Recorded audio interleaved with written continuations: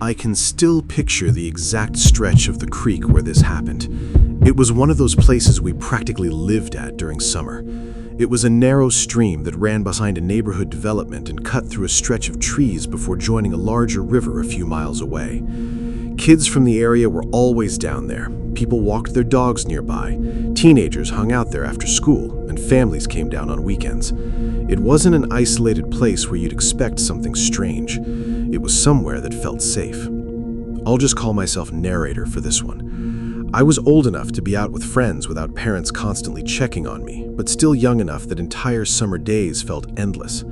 My friend, I'll call her Friend, lived 4 streets over from me, and we spent a ridiculous amount of time together that year. On the day this happened, we'd been wandering around for hours already. We walked through a neighborhood park and eventually ended up at the creek because it was hot. The water wasn't deep enough to really swim in most places. You mostly just waded around, sat on rocks, or floated in the wider sections. We'd left our shoes near a fallen tree and were standing knee-deep in the water talking about school starting again in a few weeks. I don't remember what we were discussing before we noticed the man, because the conversation immediately left my memory after that. What I do remember is Friend suddenly looking past me and asking, "Do you know him?" I turned around expecting to see someone from the neighborhood. There was a man standing on the bank. He looked so ordinary that it's hard to describe him now. Average height, average build. It's the way he was looking at us. He wasn't walking past, he was just standing there, staring at us. I assumed he was somebody's dad looking for their kid. Friend waved awkwardly. The man didn't wave back. He didn't smile.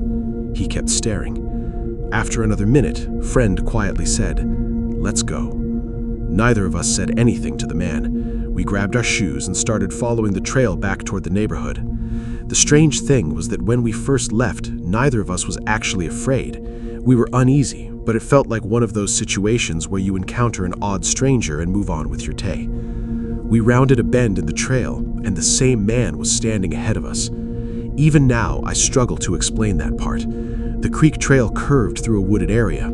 There was technically another route connecting to a bike path, but it would have taken several minutes to reach the point where we saw him again. Yet somehow, he was already there, standing beside the trail, watching us. I remember both of us slowing down at the exact same moment.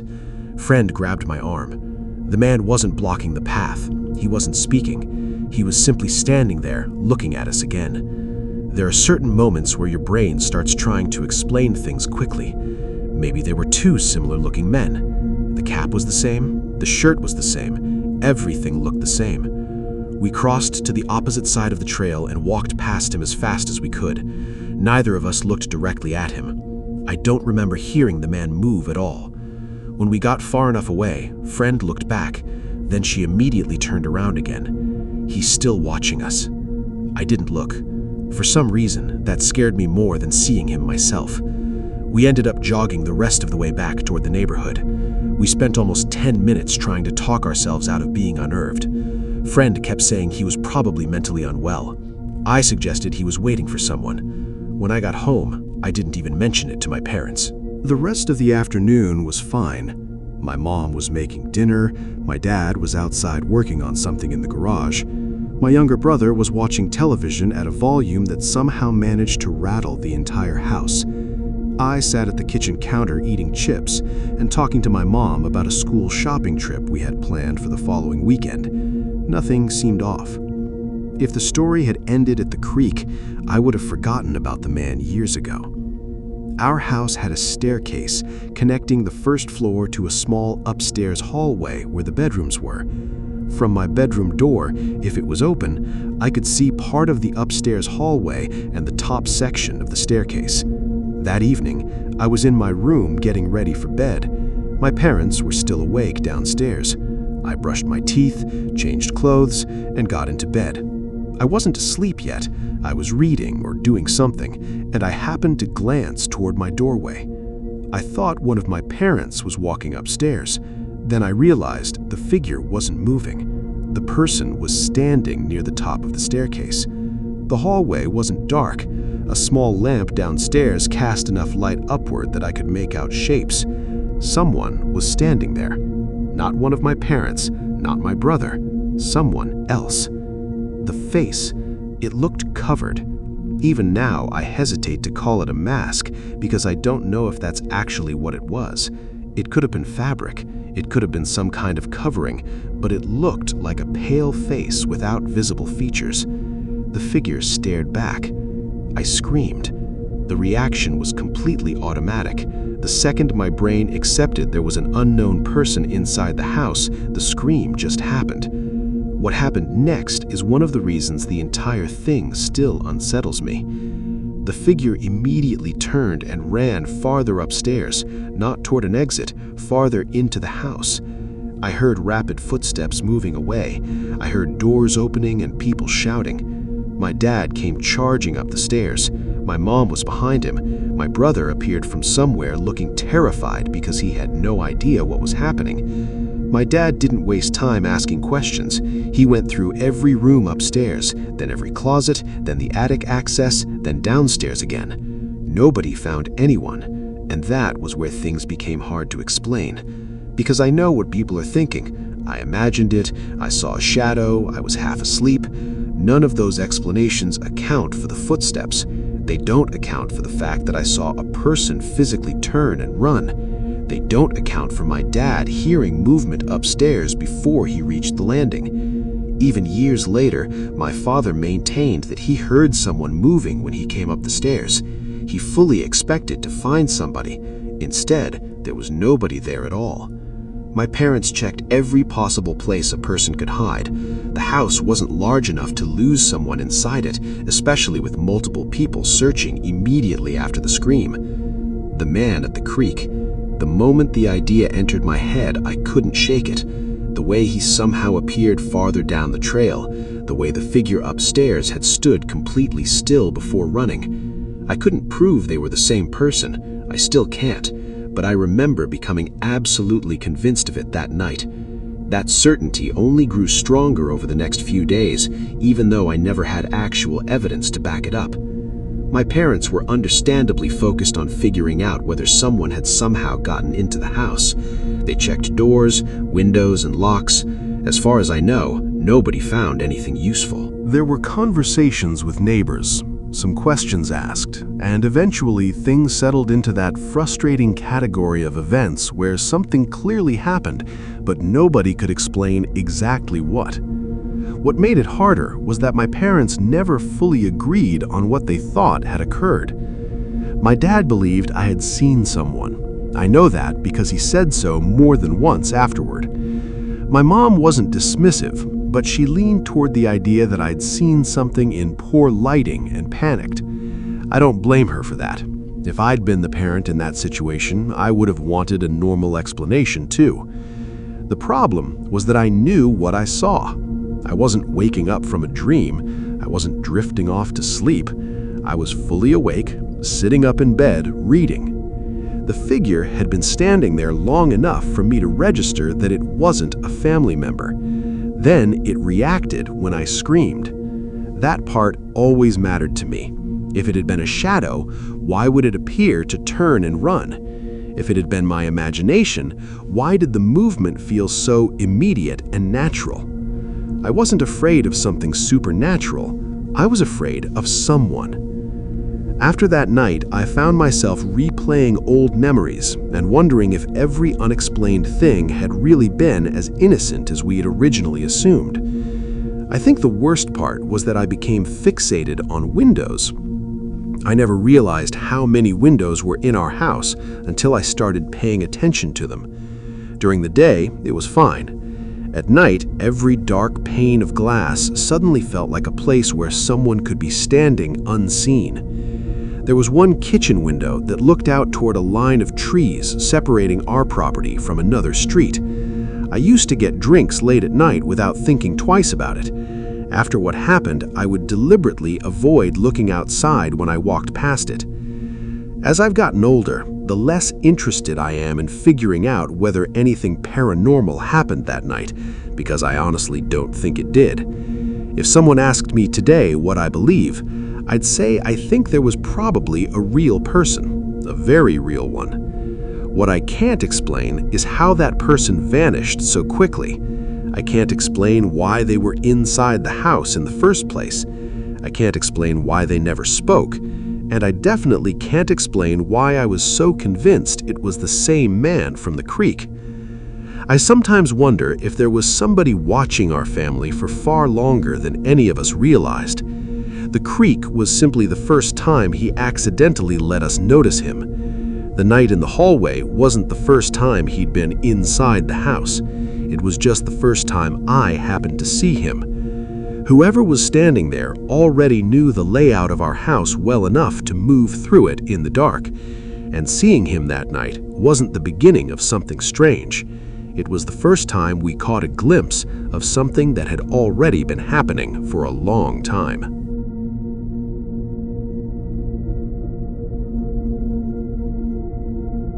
I remember why I got home later than usual that night. My friend had spent almost an hour trying to convince me to take an old pool table off his hands.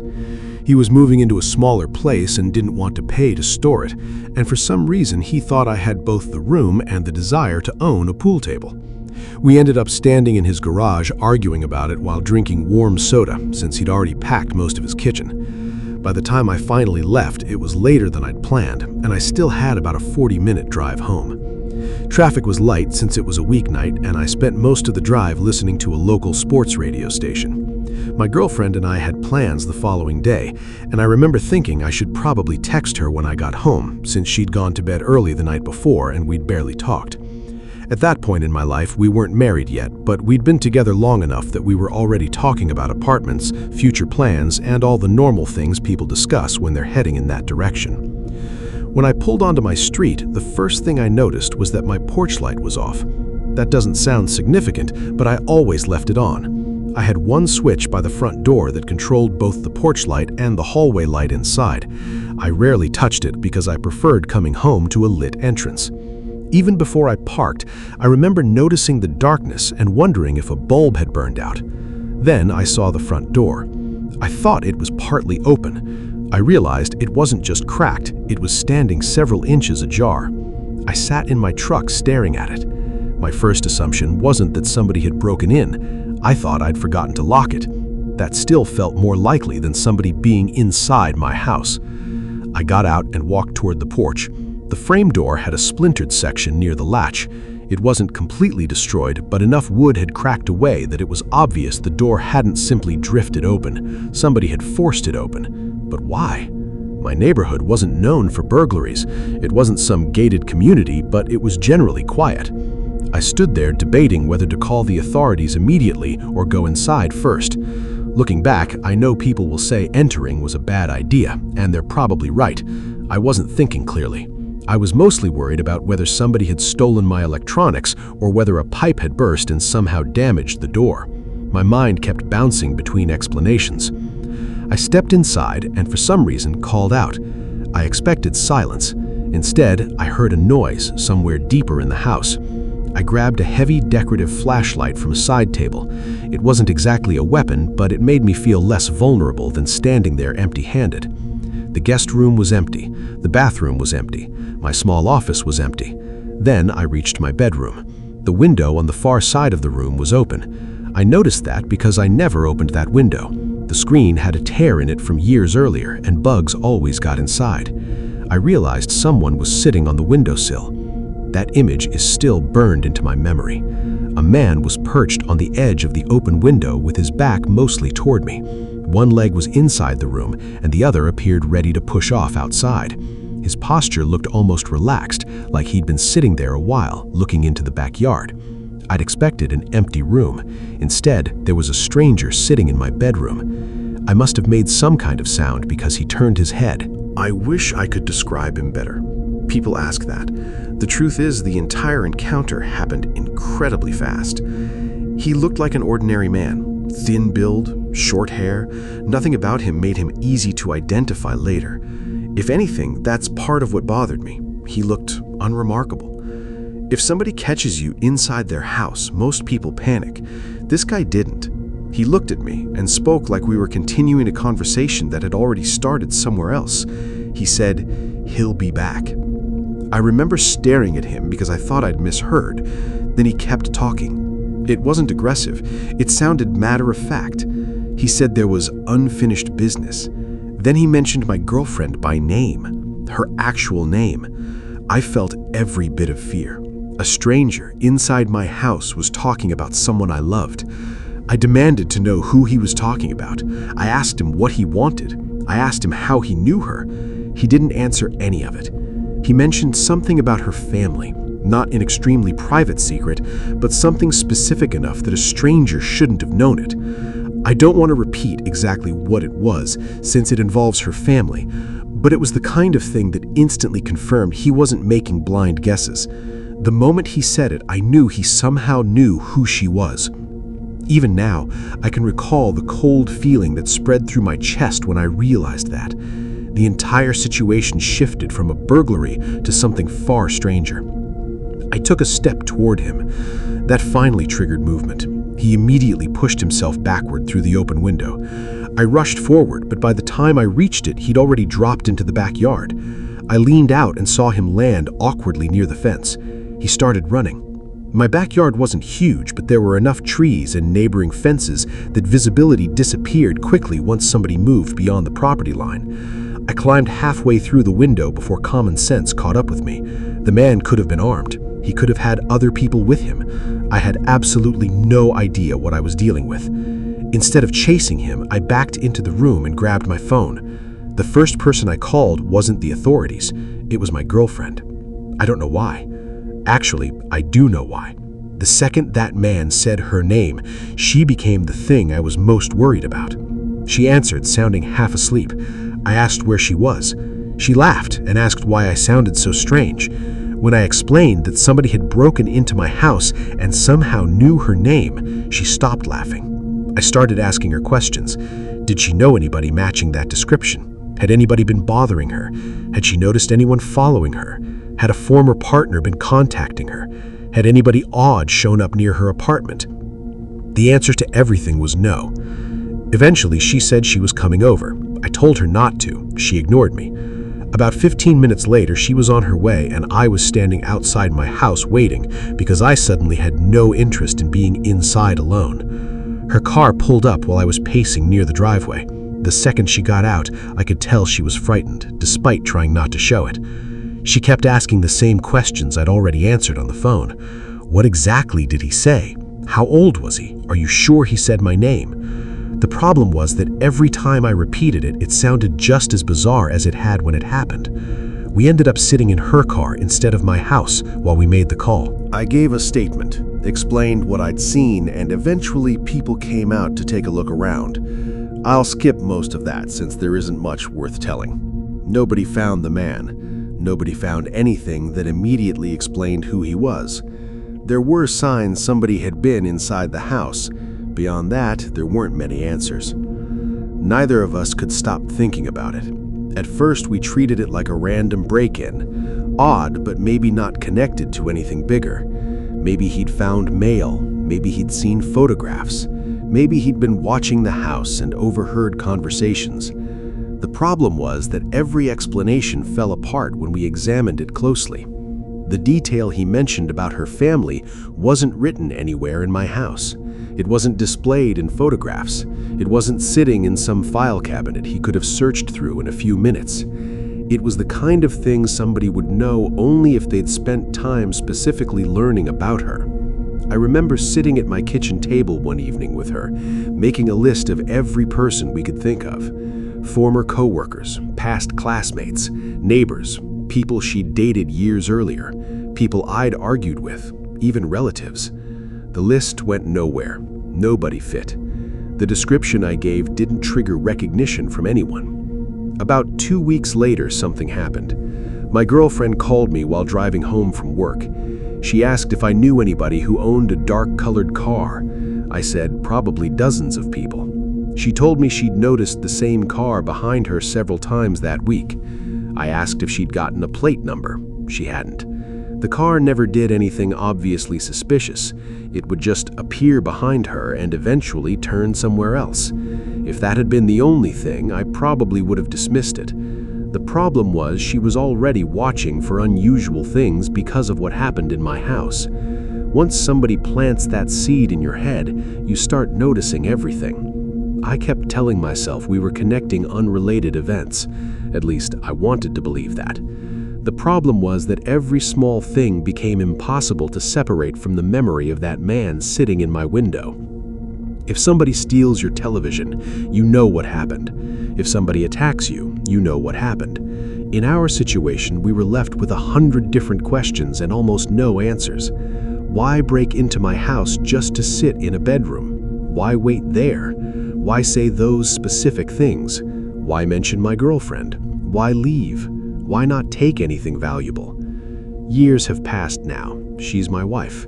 We've moved since then. The house where it happened belongs to somebody else. Most of the fear eventually faded, but the conversation always follows the same path. Maybe it was somebody who'd spent months quietly gathering information for reasons we'll never understand. He wasn't acting like somebody caught in the middle of a crime. When he spoke, it felt like he believed what he was saying. That calmness has stayed with me. My wife asks whether I think he was talking about himself when he said he'd be back. I don't know.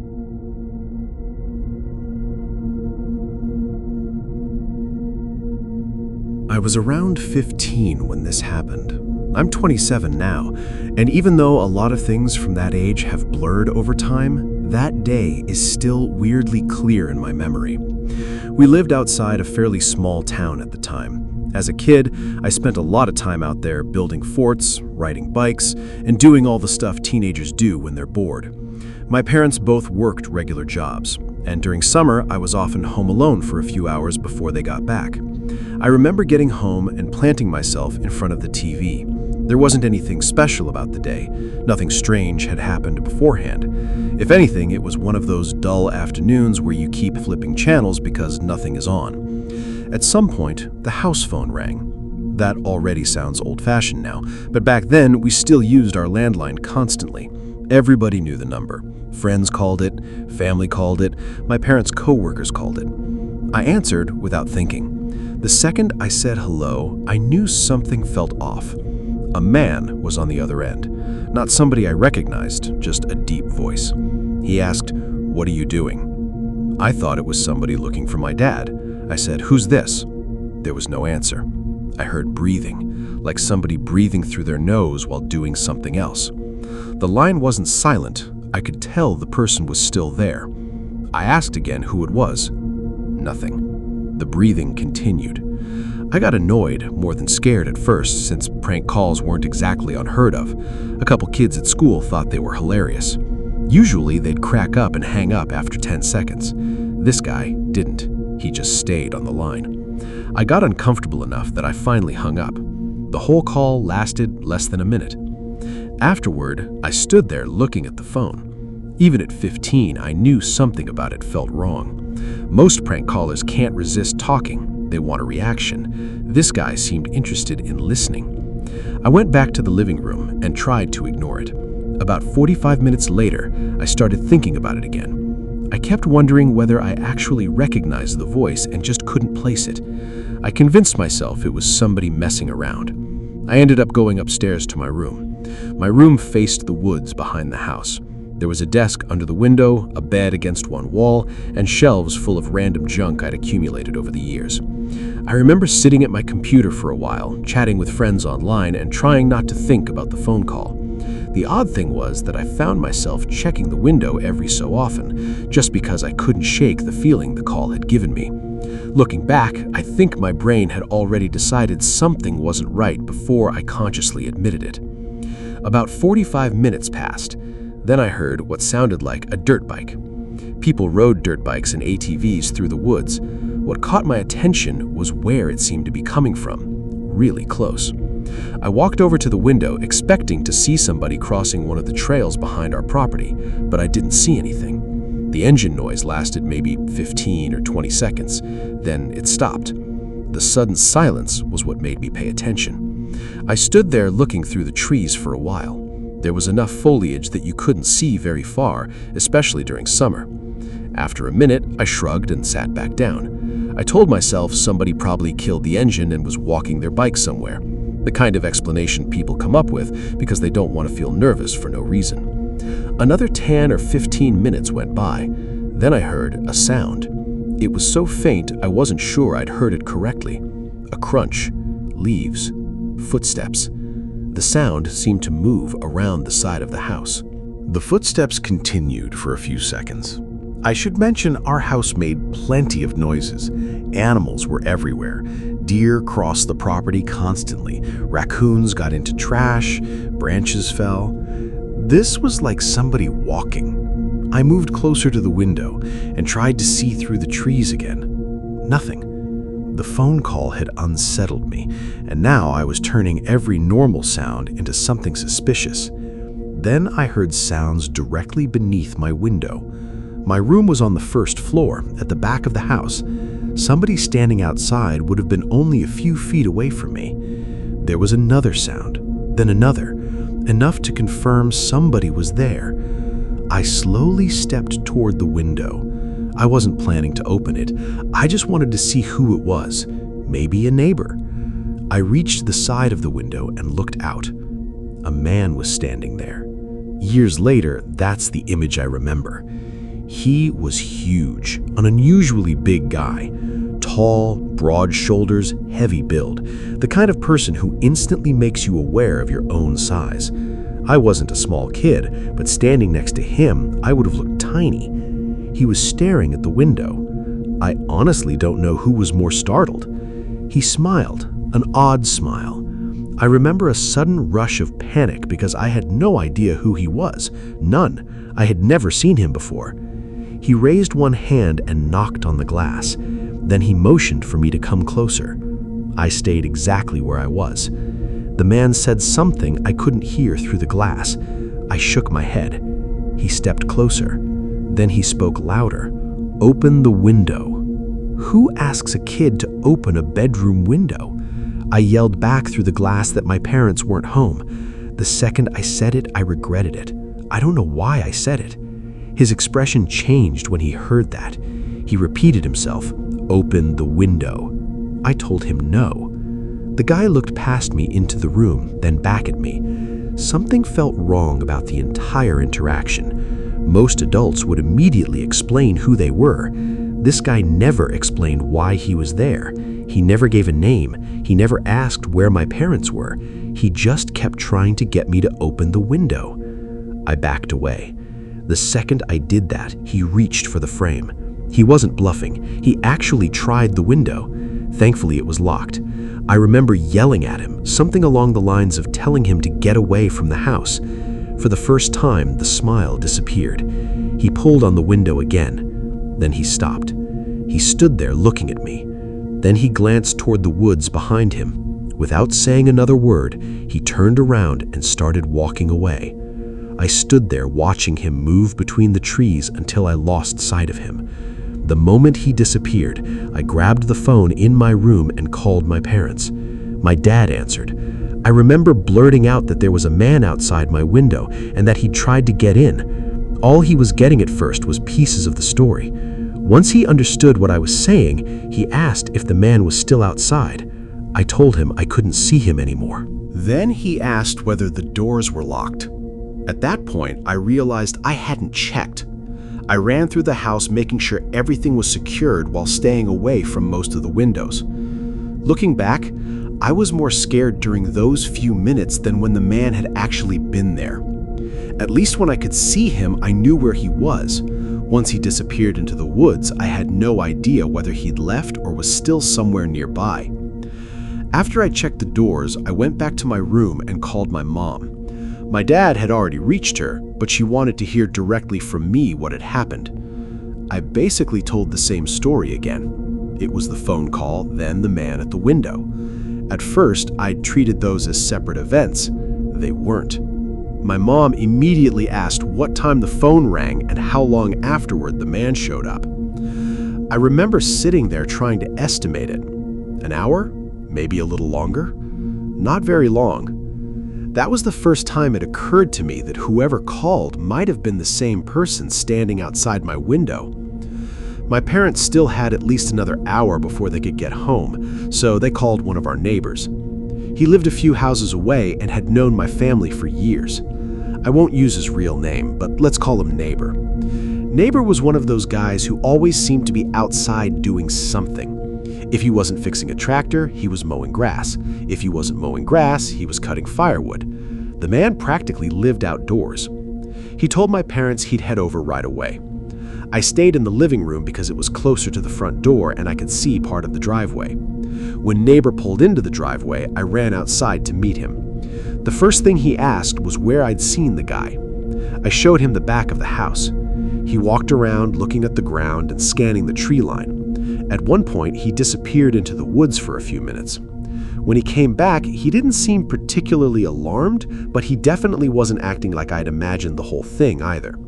He told me he hadn't found anyone. Then he asked me to describe the man. I did my best. The problem was I hadn't actually taken in a lot of details. When people remember frightening situations, they often think they'll remember everything perfectly. In reality, I mostly remembered how big he was and how uneasy he made me feel. I couldn't tell you exactly what color his eyes were. I couldn't tell you what brand of shirt he wore. I remember his build. I remember his face. I remember the expression. The rest is surprisingly hazy. Neighbor stayed with me until my parents got home. Every now and then, somebody would walk to a window and look outside. My dad checked around the property himself. He didn't find anybody either. My parents ended up calling the authorities. An officer came out, took information, asked questions, and looked around. Nobody found the man. Nobody identified him. The older I got, the more I realized how strange that original encounter really was. If the man had knocked on the front door, that would have been one thing. If he'd been asking for help, that would have been another. But he came from the woods behind the house. He appeared outside a teenager's bedroom window. He repeatedly asked me to open it. He tried the window himself. Then he disappeared back into the woods. Even now, I can't come up with an explanation that makes sense.